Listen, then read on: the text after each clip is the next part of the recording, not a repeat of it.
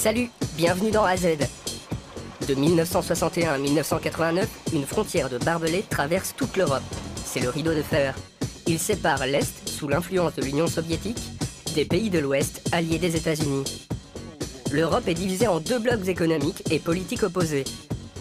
En Allemagne de l'Est, un mur coupe la ville de Berlin en deux parties.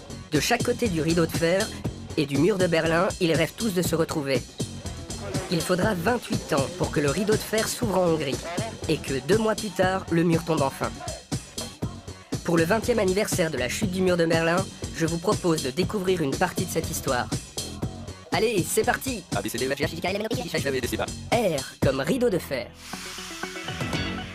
En mai 1989, la Hongrie décide de couper le rideau de fer. Et en septembre, les Hongrois ouvrent leurs frontières avec l'Europe de l'Ouest, un moment historique qui a complètement changé la face de l'Europe. À l'époque, Janina avait 25 ans. Elle habitait à Berlin-Est, chez ses parents. Elle a tout essayé pour passer à l'Ouest. Diese Flucht fand dann im Prinzip mit 50 Autos statt, organisiert wie eine Massenschnitzeljagd. Der Übergangspunkt der Flucht wurde eigentlich im Vorfeld überhaupt nicht bekannt gegeben. Es wurde eigentlich immer nur der Ort bekannt gegeben, wo der nächste Treffpunkt war. Der letzte Treffpunkt war dann Czorna.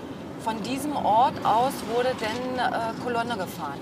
Hupend bei Rot über Ampel, weil wir mussten halt zusammenbleiben. Wir hatten eben halt auch wirklich Angst, dass wir irgendwo abgefangen werden und kamen dann hier in Klingenbach am offiziellen Grenzübergang an. Und von da an ist dann im Prinzip die Flucht, Gott sei Dank, glücklich geendet.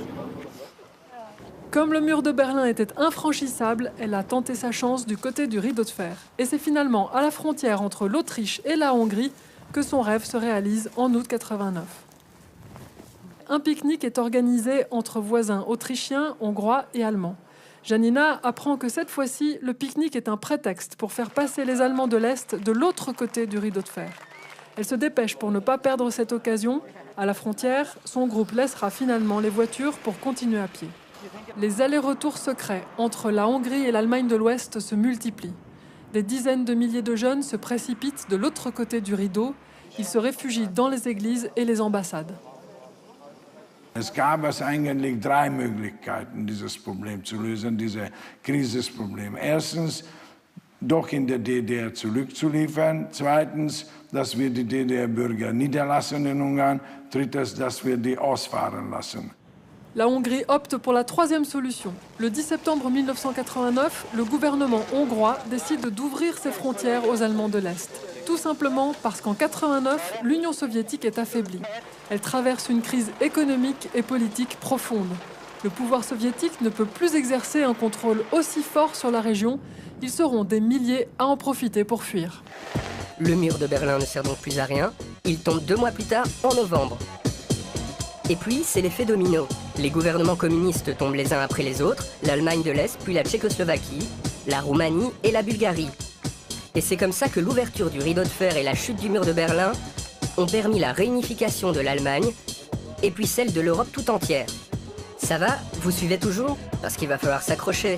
On n'est pas encore arrivé à la fin de ce bout d'histoire. Suite au prochain épisode avec la restauration du mur de Berlin. Allez, ciao!